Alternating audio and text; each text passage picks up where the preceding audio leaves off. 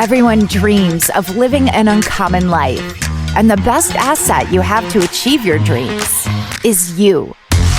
Welcome to the Uncommon Wealth Podcast. We're going to introduce you to people who are living uncommonly. We're also going to give you some tools and strategies for building wealth and for pursuing an uncommon path that is uniquely right for you. Hello and welcome everybody to another episode of the Uncommon Wealth Podcast, where I'm your host, Phillip Ramsey, and we have a guest today, rock star, by the way, Brittany Todd with Mill Street Mocha. Let me give you a quick background and bio for you. I'm going to give you three words that I think of when I think of Brittany. Okay, you ready for this? Just so the listeners can get to know her, I would say honest. She's going to be honest, and I love that about her. She's genuine. And she's organized. Those are my three words. How great is that? Brittany, welcome to the show. Thank you so much for having me here today. I think that's a great start. Thank you for that. Yeah, you're welcome. Okay, not only that, but she's married to the love of her life, which happens to be a rock star. I've met him. And she has three amazing kids. Her part-time job is not staining deck ceiling wood, but she also does that on her part-time. She actually is the owner of Mill Street Mocha. So I can't wait to unpack everything. So my first question to you is, when in your life did you think, I want to do this whole business owning thing? Like, I want to start this. Give me the reins. Give me the ball. Let me shoot the final shot. It's me. Yeah, when was that happening? I think that was tomorrow. Yeah. I'm not sure that I have committed to this yet. It's that in itself is a story that could take the full hour here, but everything that has happened has just fallen into place as it's happened. I didn't go to school for being a business owner. I didn't have any intention after graduating being a business owner. It just all kind of fell into place this way. And along the way, I've fallen in love with the people behind the businesses and the stories. And much like what this podcast does for everyone, is that's the part that I love. It's so much more than owning a coffee shop is more than making a latte. Mm-hmm. Owning an ice cream shop is so much more than scooping ice cream. Mm-hmm. And not just in the logistics of it, but the regulars, the stories, the moments, the memories, like they're all real. And that is the part that I've truly fallen in love with the most. And it just so happens that I can do that while making somebody a mocha or scooping ice cream or talking to them about their business as well. So good. That's one of the reasons that kind of drew me to this whole like uncommon philosophy when I was being an advisor is, if somebody gives me their money and I put it in the market and it goes completely gone, what did they learn? Like, not to give me their money. But if they do start something and they start pouring into something, the stories and the lessons that they'll learn are priceless, even if your money goes to zero. And so for me, just like you, like, I love to hear when people are truly like in the throes of it, hearing what's going well, hearing their obstacles and things like that's the reason why I love where I'm at. And it sounds like you get to unpack some of that as well. So When was it that you started Mill Street Mocha? So I'm actually not the founder of it. And it's just coming up on its third anniversary this October. So it's a brand new baby drive-through here in Decorah. It's the first drive-through coffee shop that we had in this area. So that's an exciting little stat to throw out there.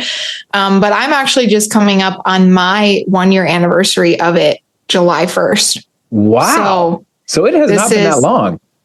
No, it's new to the community. It's a new concept to the community.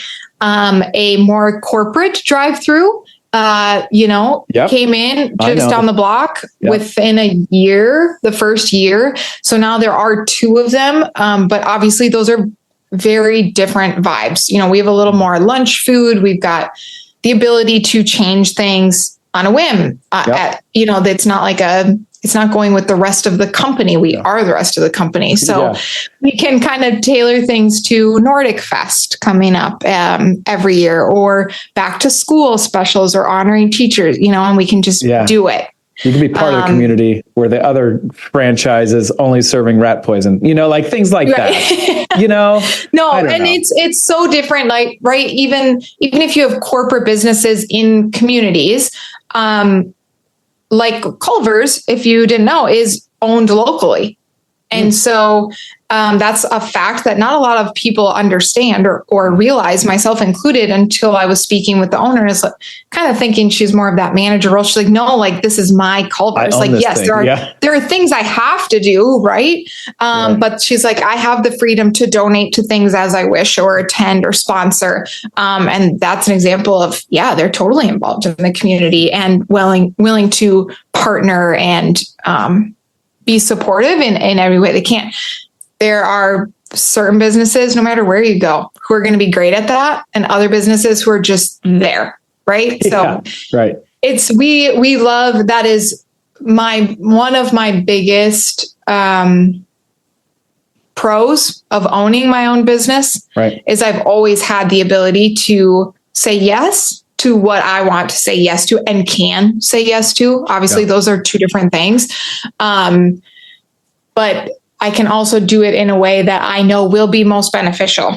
Right. You can give a gift card to anyone who asks for one, but is that really what their organization needs? Maybe they actually need something completely different. I like that. So you kind of were on the coattails of a pretty amazing guy. His name's Nathan, who started a business. And this was probably you guys' kind of like entry into entrepreneurship, entry into your uncommon path. So let's talk about your husband's kind of trajectory, his job, his career path. I would love to hear, when did he start the ice cream business? Because that's what he does, right? That is what he does. So there's actually one more piece before that. Yeah. And then it'll all kind of unfold. So we both went to Luther College. We live in Decorah, Iowa. We grew up in opposite directions from where we are now. So this is our middle common ground that we have here, where we would be equal distance as much as possible to grandparents and all the things, looking at our future of wanting kids and all of the above. We did not secure jobs very quickly after graduation at all. And in the intro of when we first met, my fun fact was that I've never been hired for a real job. And so I just keep making my own. If nobody will hire me, I'll just create one.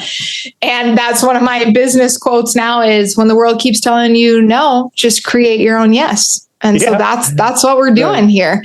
So I was applying to be in residence life, and that only happens once a school year. And so I didn't get it in the first round, long story short. And I started doing photography really, really part-time, a couple sessions here and there. That is what then turned into the first business that we had in our family, was my photography business. Became my sole source of income. That is what was paying all of the bills. Because also in there, my husband went back to get his master's and was only doing that for a short period of time.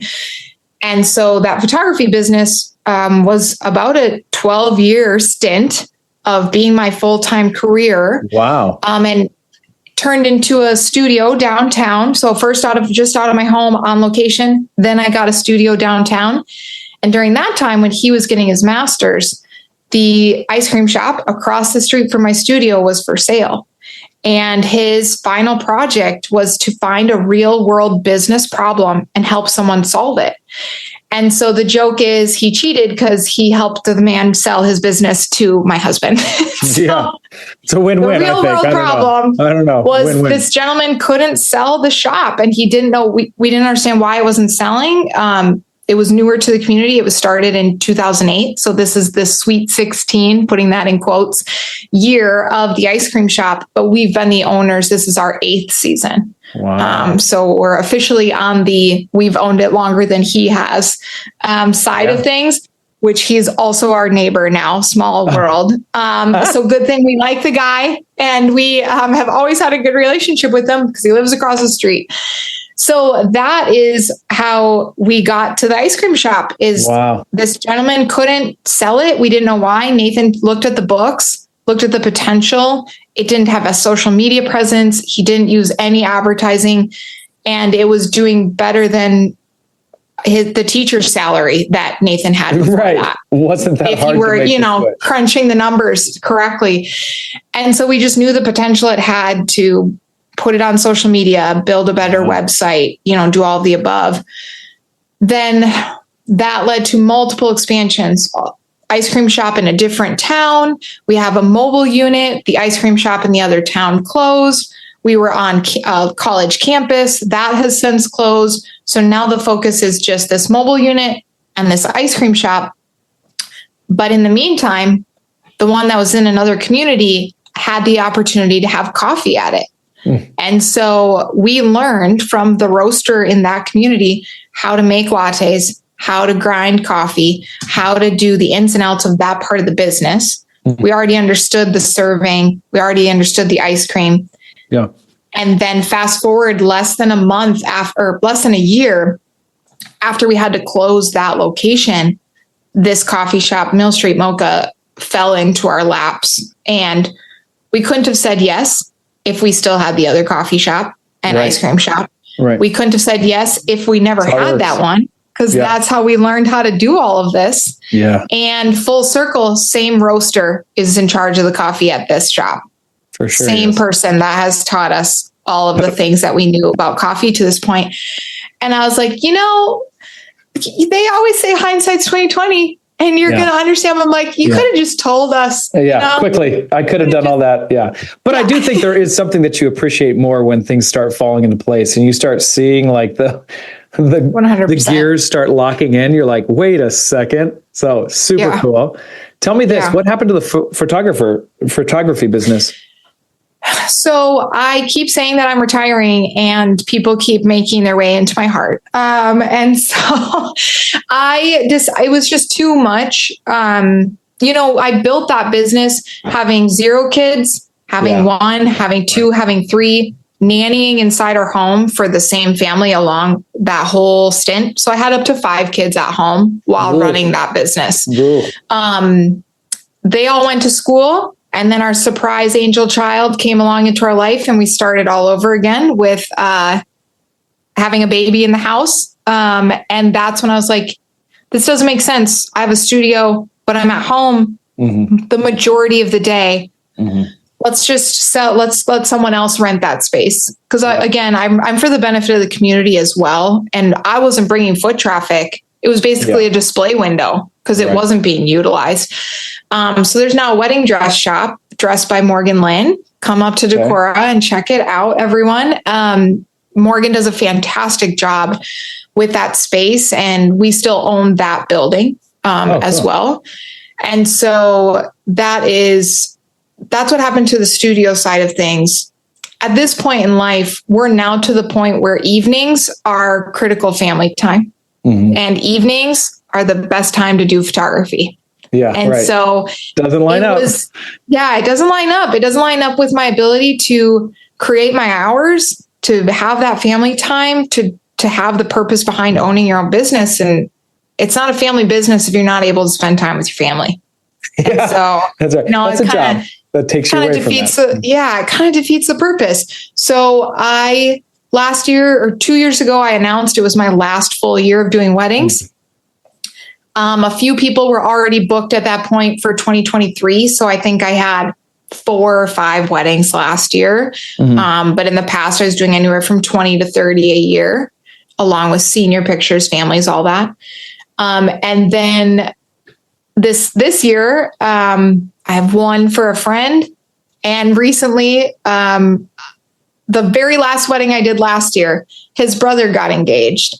And so they were like, please, we already know all the things you're good at. Okay. And I was like, dang it, your family's amazing. And you caught me on a weak moment. No. So I have their wedding next August, but it's like, just like one thing a year.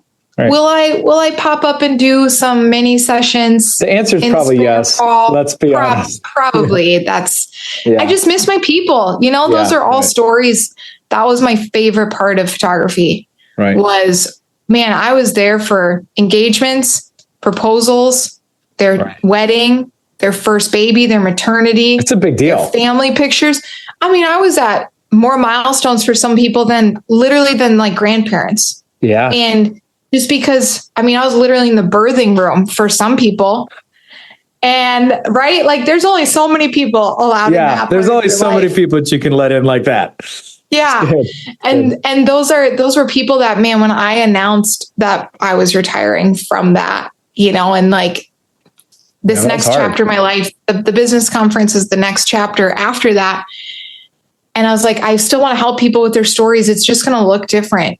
Mm-hmm. And yeah, that was an emotional time. For sure. It is. You get all caught up in the business, and it's not the business. It's not the numbers. It's the people. I should have said you were relational. I should have maybe used that for one of your bios. I didn't know that, but I'd say genuine, still the same thing. Okay. Here's my question. I like to throw at least one question out to our guests that are on the show that kind of like, wait, what? Okay. What do you think your kids are learning from witnessing your husband and you running businesses? Yeah, that is an excellent question that I would like them to come answer.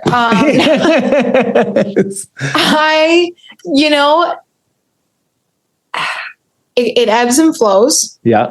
There are days when they're like, don't ask, we're not taking over this business. I don't care if you have as much ice cream as I could ever eat in my life. I don't ever want to see ice cream ever again. And then there are other days when they're like, look, I built a lemonade stand and it's got 3 levels and a spot for the cash register. And we're going to do it from this hour to this hour because that's the most epic sunlight on the corner street. And you're like, okay, they pay attention a little bit. There's so many pros and cons to any job, right? Uh-huh. And they understand. When we go on a family vacation, we're like, if we work X amount of hours in the shop this week, that equates to us saying yes to more things on vacation. Mm-hmm. So yeah, that's good. Not that they can't be upset that we're going to work, but like everyone's parents go to work at some point. Right. So we don't need to feel guilty about that. Just like, I'm not going to make you feel guilty. I think that question's fascinating because I've seen, I just get to work with a lot of people in different areas, but like my grandparents, like my grandpa and specifically bought a mobile home park. And that's the way that he provided for his family. Very entrepreneurial. I would say a lot of people in his generation were entrepreneurial or uncommon. And then it was like my parents, and they got sold this bill of lies that like 401ks, benefits, all this stuff. And a lot of that generation like were locked up into employee mindset and trying just to get the benefits and this, that, and the other.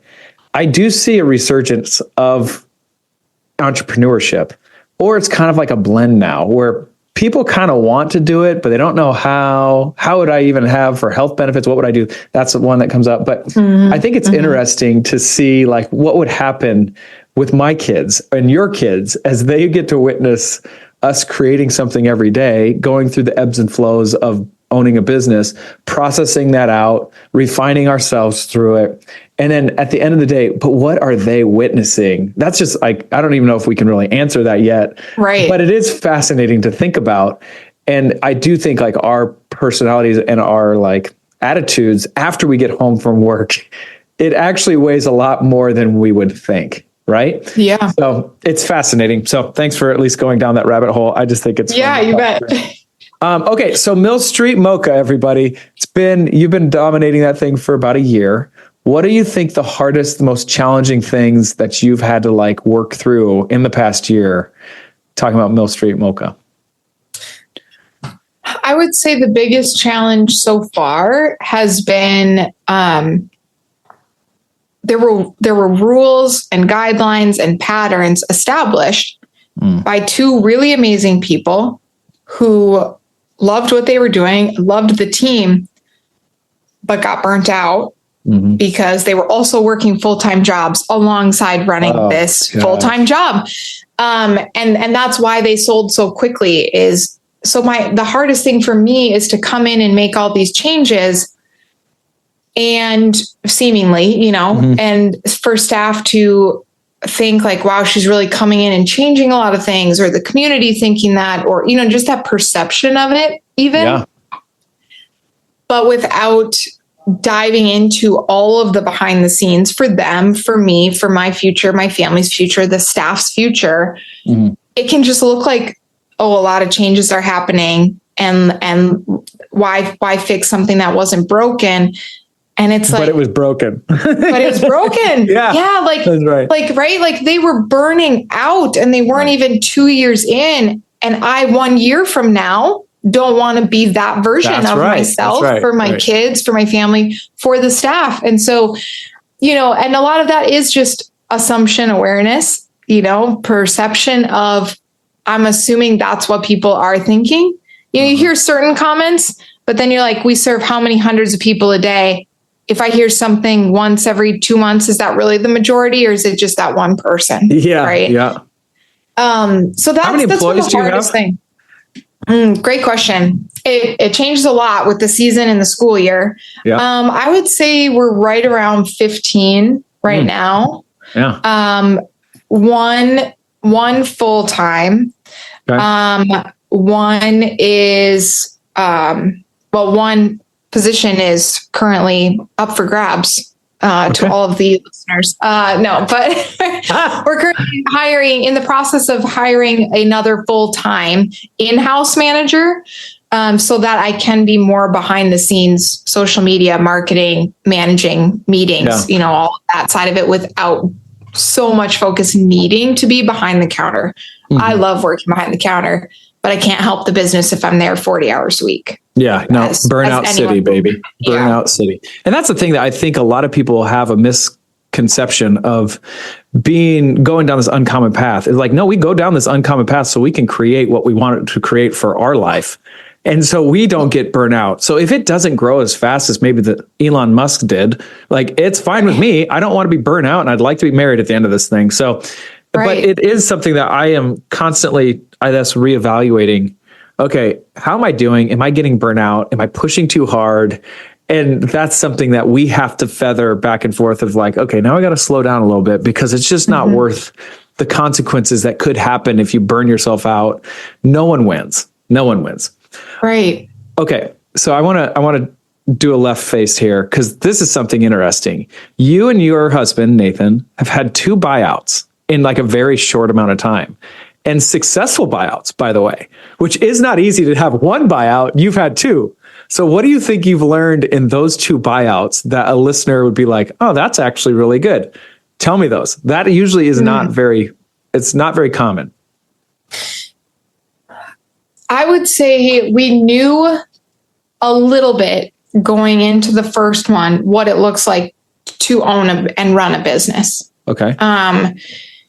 So that benefited us the first time, because I knew what it took to run a business and market for myself and my services. Is what you're talking about. Yep. Okay. Yeah. But that was service based. Yep. These are both very heavily product based, but you have to understand the service part of that. Yeah. Is so key. So key. And I am not a huge fan. You don't just buy local because it's local. Right. You buy local because you care. It's a vibe about that community within that building. Right. And so you have to earn that, and you have to be willing to put into a community what you're asking them to give back, not even give back to you, but to keep you there. Like, what's going to keep your business there? So we know the amount of hours that go in to training someone really well, so that you don't have to be there to correct all their mistakes. Right. But also so that they know they can make mistakes, right? These are things that I've talked about before, like a practice, what do we call it?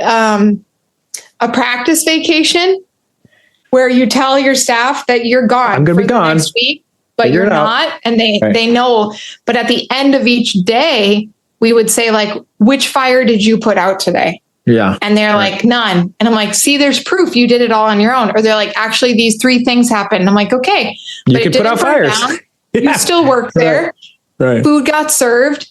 And what was your instinct? Like, what's that gut instinct? And just allowing them to understand, like, you can make mistakes. Well, to take ownership too. The same one. Yeah. Like, and you're important here. You're not a robot in our little army.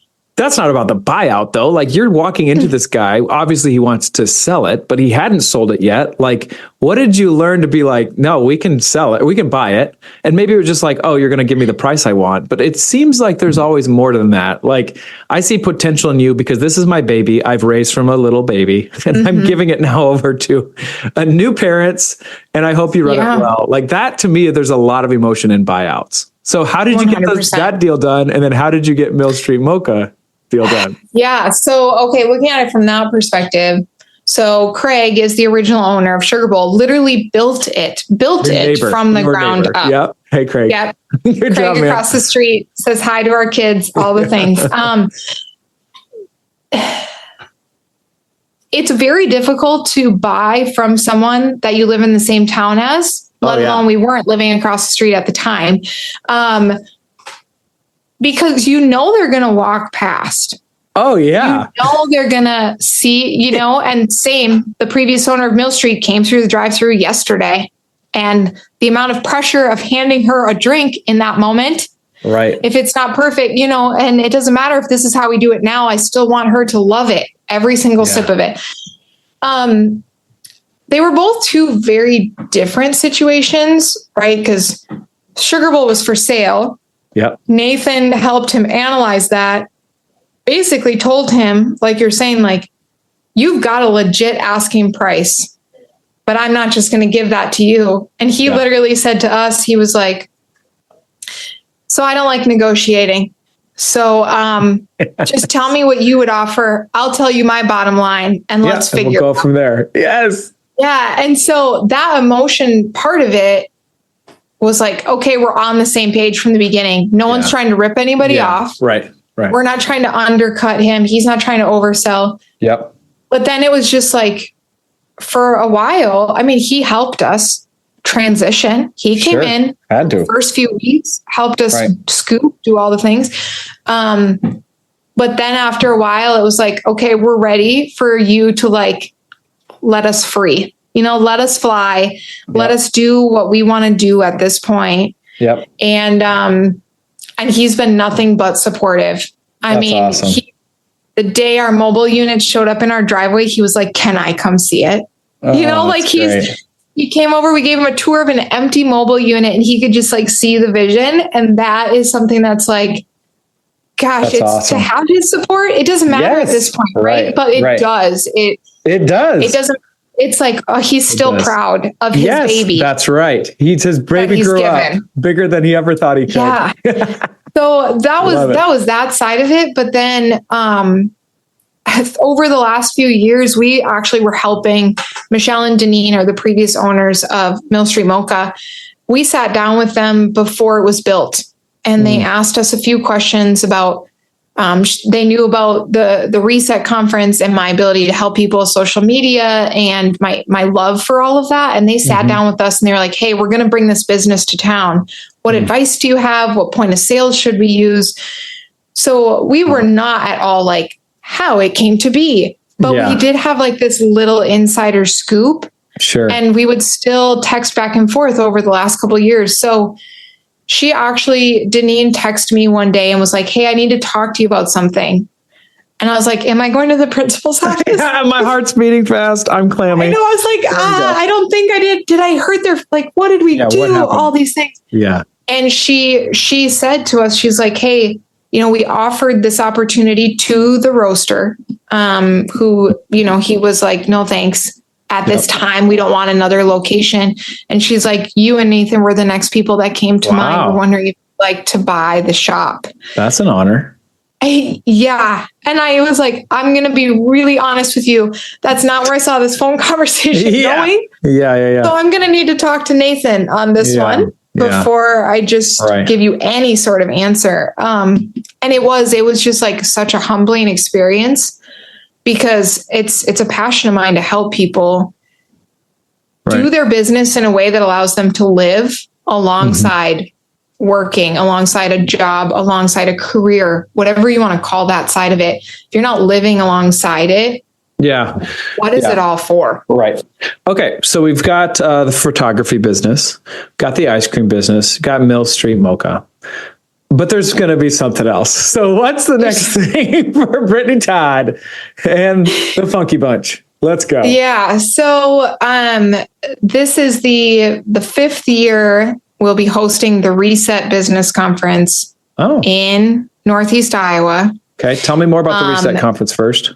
So the Reset Conference it's an acronym. It started during COVID. And it was a way for people to connect virtually through Reset Bingo is what we started this whole thing on. The very fast version of this is it's regroup, reevaluate. What exactly are you trying to get out of what you're doing right now? Energy. How do you keep the energy necessary to do it? Yep. Stress relief. Different tactics depending on if you're working from home, working out of the home. Different moments of your day, what that looks like. Enhance your surroundings from a candle that you light while you're working at home to how to declutter your space to whatever that looks like. And the T is try today. So we can't implement everything we want to implement in 24 hours. Or you're going to fail at it. And that's proven. If you shout out for Atomic Habits, right? It's like, you got to do one thing at a time. So just try something today and see what's going to work best for you. So that's what it started as, was like, how can we enhance our living space and still exercise, but we're trying to help our kids learn virtually and we're doing all these things. And we were supposed to go to a business conference that year and it got canceled, like everything did. Yeah. And I looked at my business coach at the time through the SBDC. And I was like, I think I need to host it instead.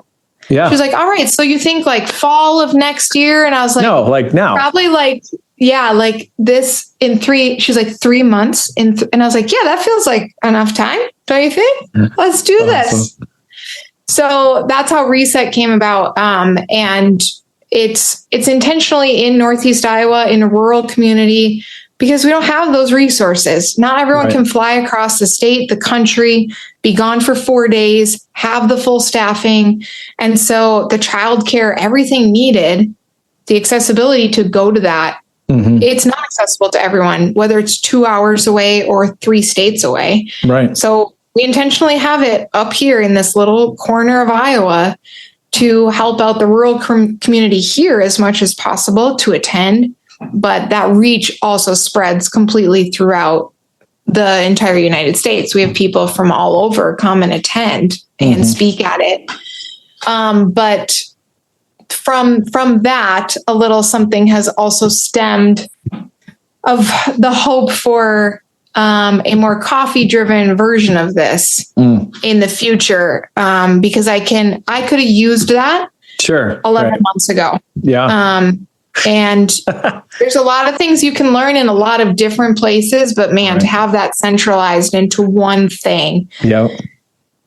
Couple years from now, stay tuned. That's going to be where you're at. We're already working on the parts of that. I love it. Well, I like that. The whole Reset idea. I think that's really brilliant. And there is something dynamic that happens when you get business owners in one area just to talk through what's going on, how, what's been a challenge, what's been great. Like just even talking through stuff is just life-giving. So, that's going to be great. Okay. So if you were to flash your life back 15 years, what would you tell your younger self, knowing what you know now? Like, what would that advice be? Yeah, that is ironically, I think 15 years, that's basically my senior year of college. Nothing is going to be your vision, but it's going to somehow end up better than that. Oh, wow. That's good. That's one of those things, especially this time of year, it makes me so emotional too. Because how many seniors, high school seniors, get that diploma and they're like, what the heck am I doing? Yep. What do you mean I'm supposed to know what I'm doing next? Yes. Yeah. They're like, I don't even know where I'm eating breakfast tomorrow, let alone like what I'm going to do the rest of my life. We have so much pressure on that. And then likewise, college seniors who are like, I paid all this money for this degree. Now I better go get something in that major. Yeah, What a waste, what a failure. And it's like, oh man, no. Like, sure, you could do things cheaper. You could have not gone to college. For sure. I didn't need to go to college for anything I'm doing right now. That's exactly right. I'll back up. I don't need a diploma for anything I'm doing right now. Right. I don't need a transcript for anything I'm doing right now. But holy smokes, do I need the connections, the organization, the understanding how things are the soft skills. Like that's what I think the college is good for, the soft skills and like the community and the relationships and like, how do you adapt? How do you overcome? How do you do all these things when you feel like I don't have a second in the day for you? And I just think like there was so much pressure that I put on myself to do extremely well as a student that I missed out on a lot of opportunities. Like it worked out in the end, right? But there were how many times I didn't go to something because I was studying, or how many times I sat there staring at an exam thinking I had aced it. And like, let me tell you, that first F really just goes right to the heart. You know, I'm just like, what letter is that on the top of my exam? Oh gosh, that's but like great. it didn't matter. It didn't matter what that said. What matters, what could I still talk about after the test? What did I actually learn? Yeah, right. Not what could I regurgitate. That's to right. Others. That's right. And so I think that's the one thing, like going back 15 years, like just learn along the way. Just learn something. Yep. And I think even the hardest lessons are the ones that like are the most challenging and the biggest failures of my life, the ones I've learned the most. Like, so as much as it sucks, like I learned the most when, you know, I screwed up the most. And so that's not necessarily horrible. Obviously you don't want to do that, but as long as you're learning from what you're doing and your successes and your failures, I would say my failures have been the biggest teacher of my life of like, okay, let's think through that. Like, it's just, there's multiple 100%. about that. Okay. My last thing is this podcast is really to try to encourage other people that they're their best asset. Like you do have a gifting, you do have value, and you can impact the world and just the people around you. Who cares about the world? But I do think that's powerful. And so one of the reasons why I have this podcast is to encourage people who are on the sideline being Wells Fargo or working at some conglomerate from a desk job, of like, what can you do one step to just kind of get closer to like you're uncommon.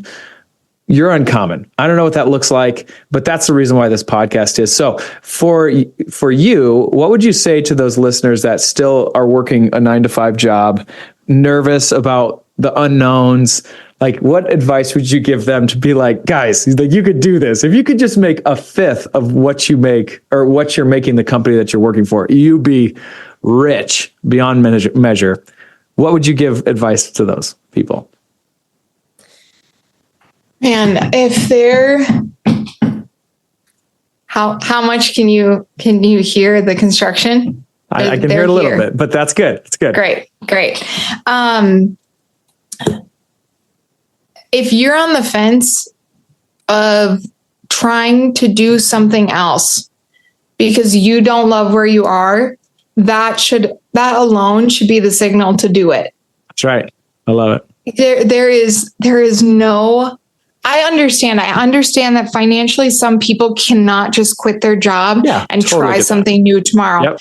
That's not what I'm saying. I'm not saying drop everything, but I am saying when you have a free second, do the research. Take time. You don't need to apply to 15 other jobs. You might start making something at home.